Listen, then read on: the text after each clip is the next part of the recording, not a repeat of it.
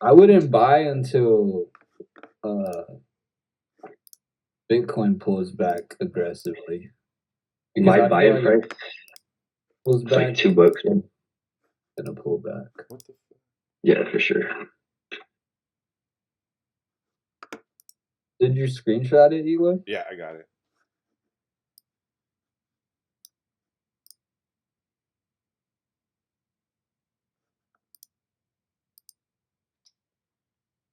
Move over to book map. Is it there? Yeah.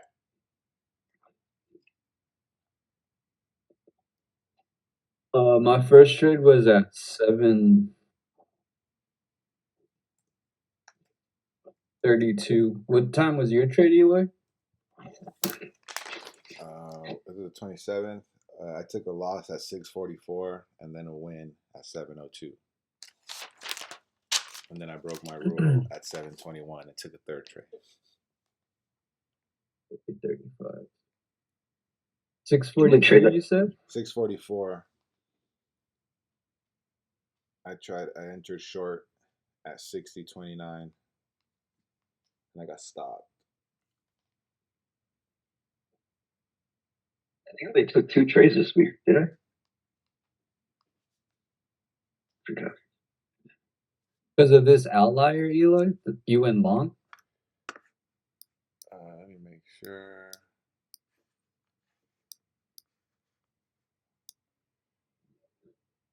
Hold on, I'm pulling up my screenshot.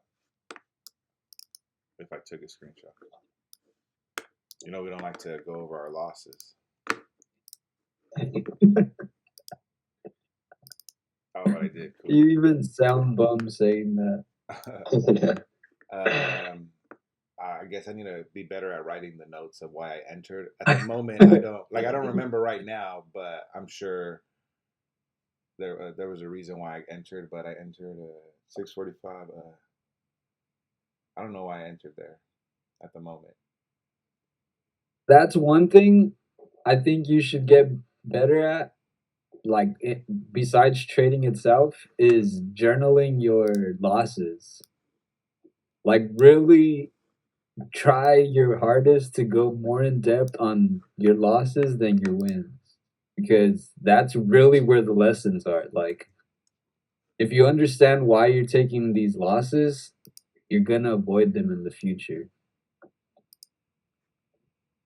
It sucks, but it's just part of the process. Bro, I mean, no, that's important. I'm starting to realize how important that is because I've been telling Edith, I'm like, dude, like I want to lose. I get not in like obviously I want to lose money, but it's like I want to figure out what lessons there are from losing because I am seeing I am seeing how important it is to follow my rules, and I am seeing how bad it goes when I don't.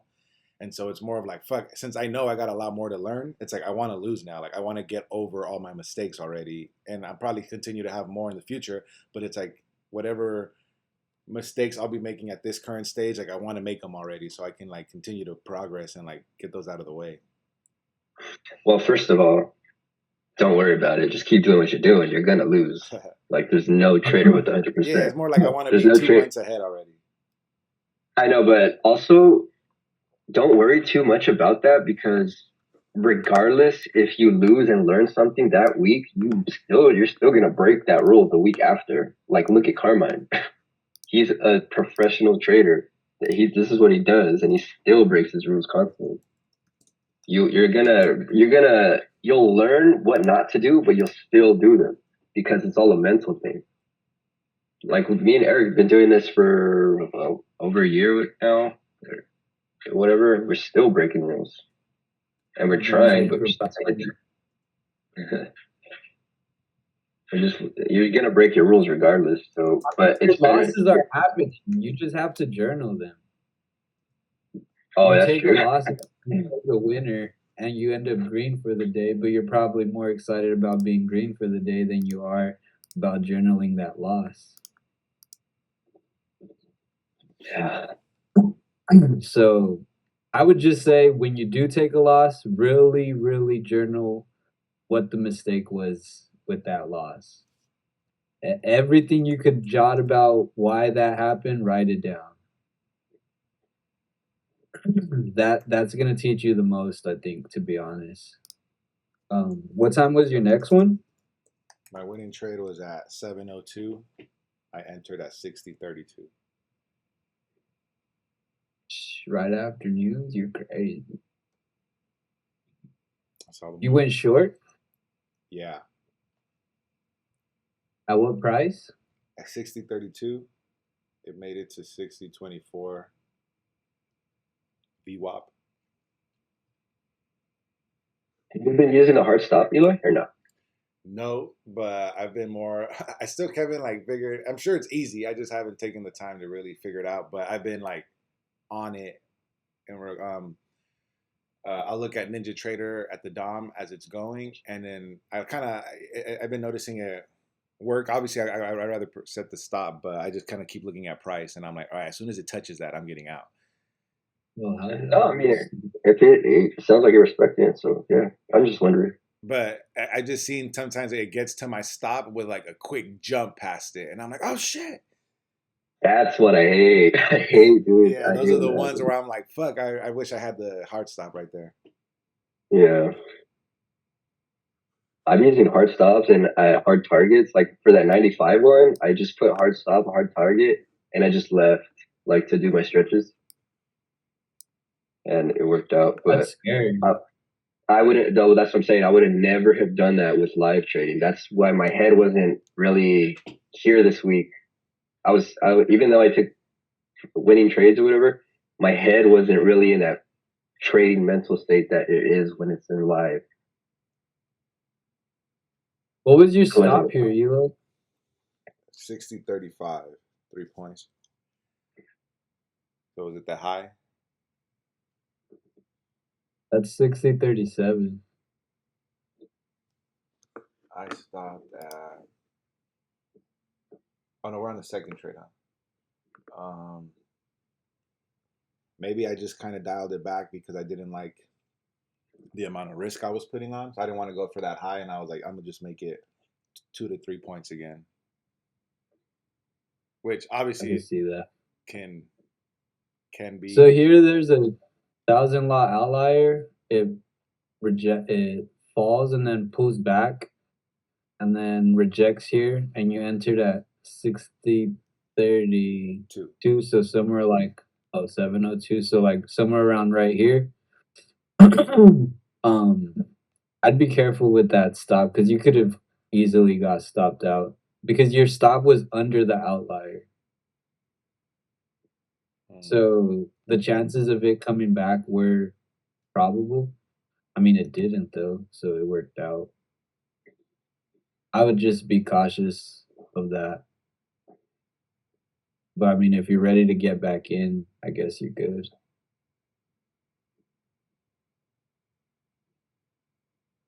That was a tough entry. Um, did you take a third one? And I think it kind of got to my stop, no, but luckily it didn't go past it. Like right there, that little jump, and then luckily it didn't go past it, and it kept dropping from here.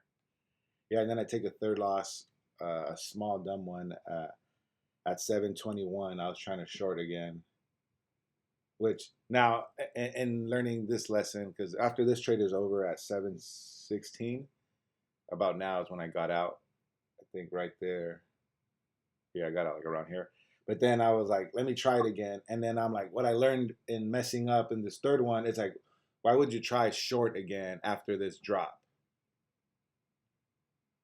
And maybe that seems obvious, but to me at the moment, I had to like recognize that. It's like, oh, I'm going to keep going short. I think it's going to keep dropping. But it's like, why would it keep I mean, dropping?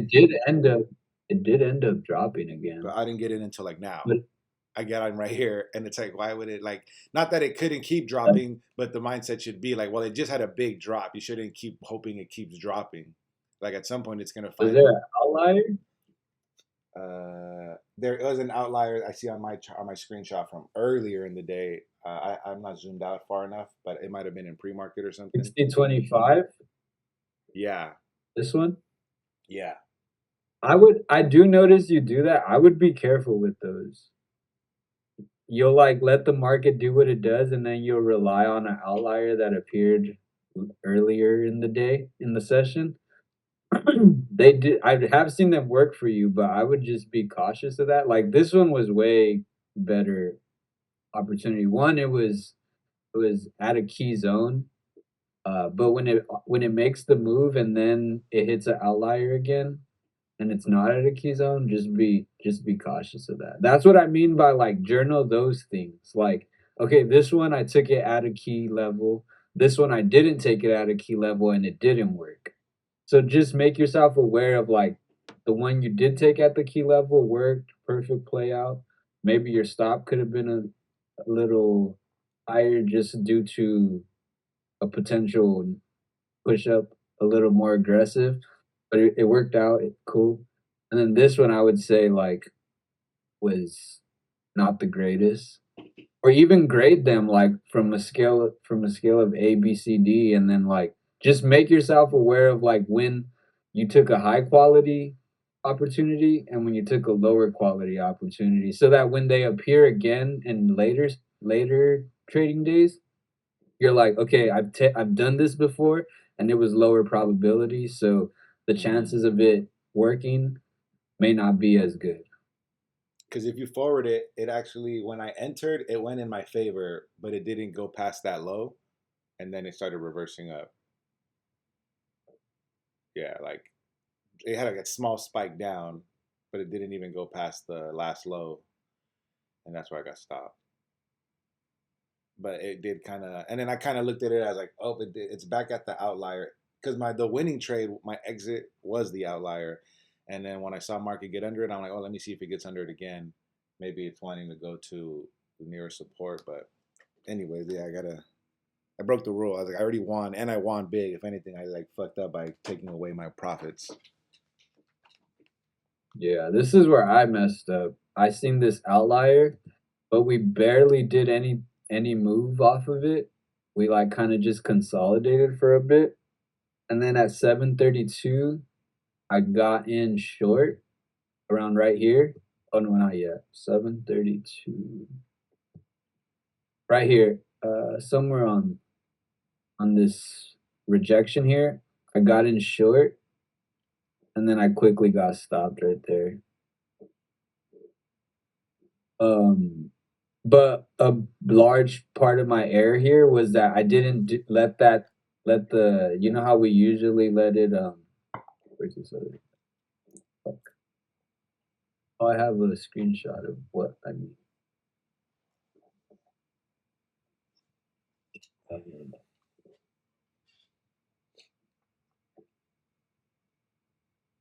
What I should have waited for was this to happen, a rejection off of the outlier and then a retest to then go in short. But instead, I just seen we were consolidating when it popped back into it.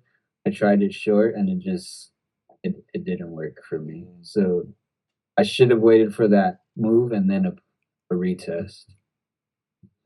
So that was my error on my first trade. And then at 7:34, I just got emotional and I tried it long. So like right here, I tried it long, seeing that it was holding this, but in reality, we weren't really moving. We were just consolidating. So I wasn't letting the market basically like push off of this outlier. So just going in on that consolidation was my error. And then again at 7:35, I overtraded and tried another long. So like around right here, I tried it long again, seeing that this was in my eyes, I was like, oh, this outlier is holding. But also, there wasn't a push up and then a retest back down. So that was what I'd consider my error. Although this, I kind of thought was like, oh, maybe this is that push, but it wasn't. All three trades were not my A plus setup as far as like that swing off of the outlier and then a retest. I hate when that happens. But then the short did end up working out. I just was already over trading, so I couldn't take it. I might have walked away, to be honest. Dude, and futures is tight.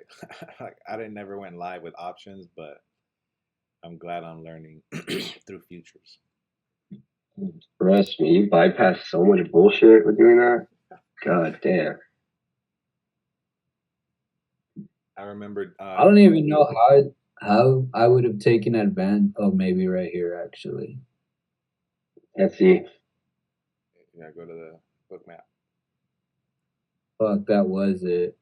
A 750. Oh, you can't see. Well, I could show you here. So I was trying to see where I would have taken advantage of it. These were where I was fucking up.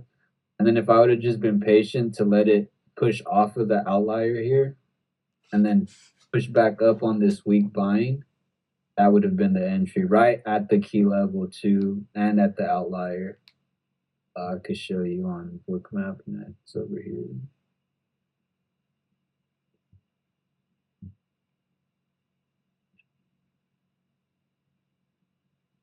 That consolidations pisses me off that I got trapped in it. SVP would have thrown me off. What? SVP would have thrown me off for the short. Oh yeah. I mean, it was you could have used it as a target. That's true. Why would it have thrown you off? I don't even know how to use SVP yet or any of that stuff. Because when it's a lot like that, the peak of it, that's how many orders are sitting there waiting to be filled. So if there's a lot of orders waiting to be filled and they're buy orders, then when price gets to that 60.32, 60.35 range, then those orders can be filled and support price to go up instead of down. So you have to use this peak of SVP, or at least consider it as a level of support, or if it's at the top, a level of resistance, because a bunch of orders are right there.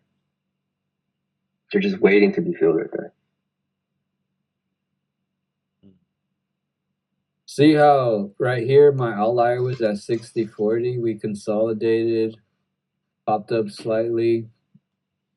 I would have had to sit through all this and let this happen, and then on this pop into 60.42, try to find an opportunity there. But like I said, I had already overtraded, so I couldn't take it again. In the next video, just because we're getting That would have been towards scary. the end. What the fuck? Oh shit!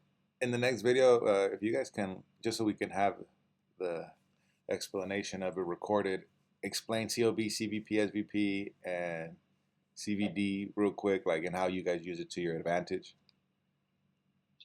COB, CVP, I don't pay attention to. It's just SVP.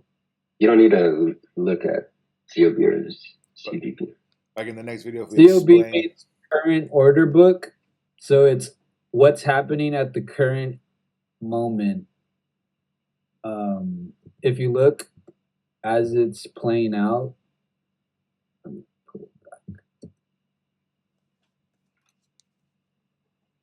So the limit orders right here, these the heat map orders here aligns with this Peak. large peak. Same here. This heat order aligns with this large peak. This heat order aligns with this large peak.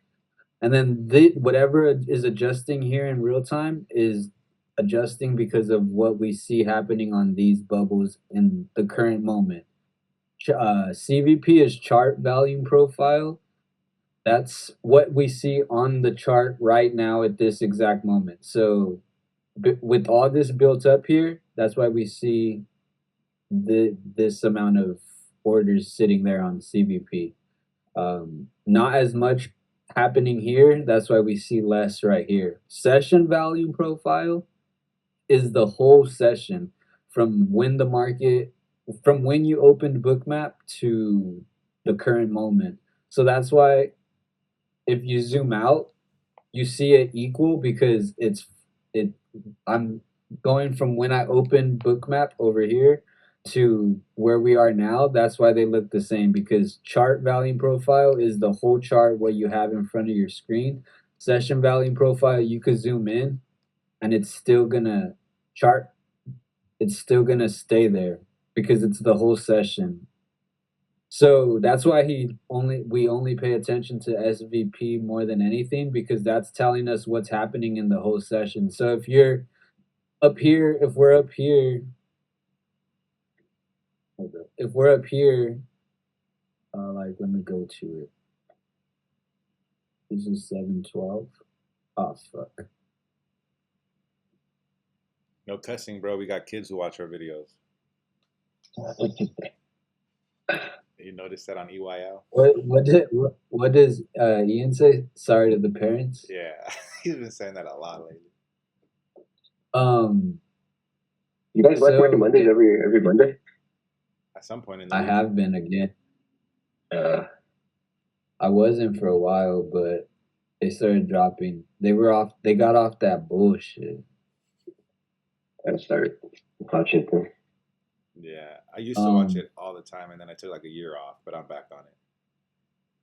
Why does it look different now? Actually, wasn't there a bunch of value? Well, I think it just depends on how you zoomed in or out. That you could still see it again, maybe if you zoom out more.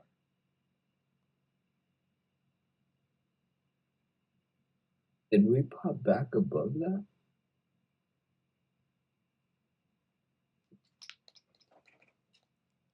Oh, that's why. So see how when we were down here,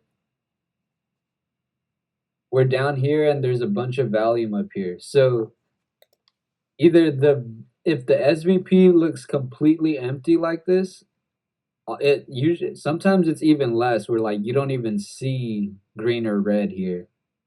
That tends to be a magnet for price. Like orders want to go and fill that you could say gap in SVP because I don't know why. To be honest. Oh shit! What? Oh no, I was saying because that's why I asked in the beginning of the week if you guys thought that gap in SVP was a actual gap because it had some orders, but it wasn't completely empty. But then Eloy said he doesn't pay attention to it, so it's good you're explaining. Yeah, and then if you see large SVP also, that can also be a magnet. So either no SVP or a large amount of SVP can be a magnet, which it did end up being a magnet here. I think it popped back up. But don't make that like your basis as to why you still need the market context idea. It's just like a confirmation to what your thesis may be. Yeah, everything is. You can't just use one thing as a See how whole. it popped back up into the SVP, and sometimes it'll pop slightly over the large peak, and then either use it as support when it comes back down to retest, or it just breaks back under, which I think this time it broke back under. Or it used it as support. I don't know. Oh yeah, here it used it as support. The 6041 was the outlier. Consolidated for a bit. Look at where the peak of COB is. It's almost at the peak of SVP when it's like when it was at the outlier.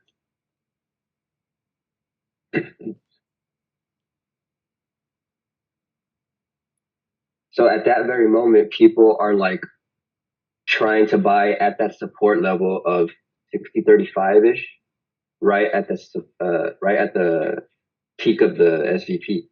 They're using it as support. It aligns with it. And then once we finish consolidating here, this was then a magnet to the downside.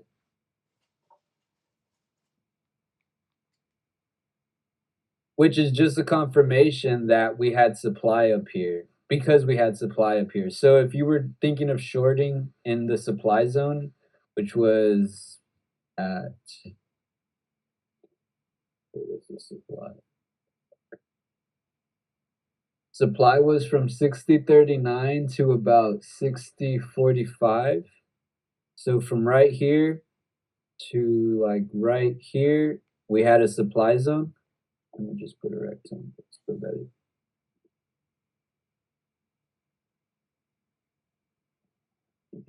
So let's say this is the supply zone. SVP's bit has already built up down here. If you're looking for an opportunity to short, you could use SVP as a target, or you could use VWAP as a target, or you could just use SVP as like a confirmation that the market wants to pull back down to this level.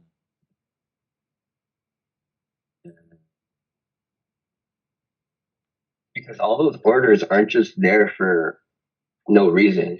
They're a bunch of people that are using technical analysis as well, and they're waiting there for a specific reason because they think price will get there. And the more orders that are at that price means the better probability.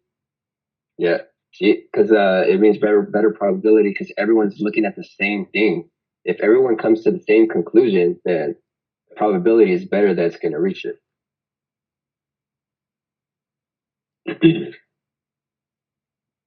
And I don't know what ended up happening the rest of the day, but it like caught it as a pocket almost perfectly.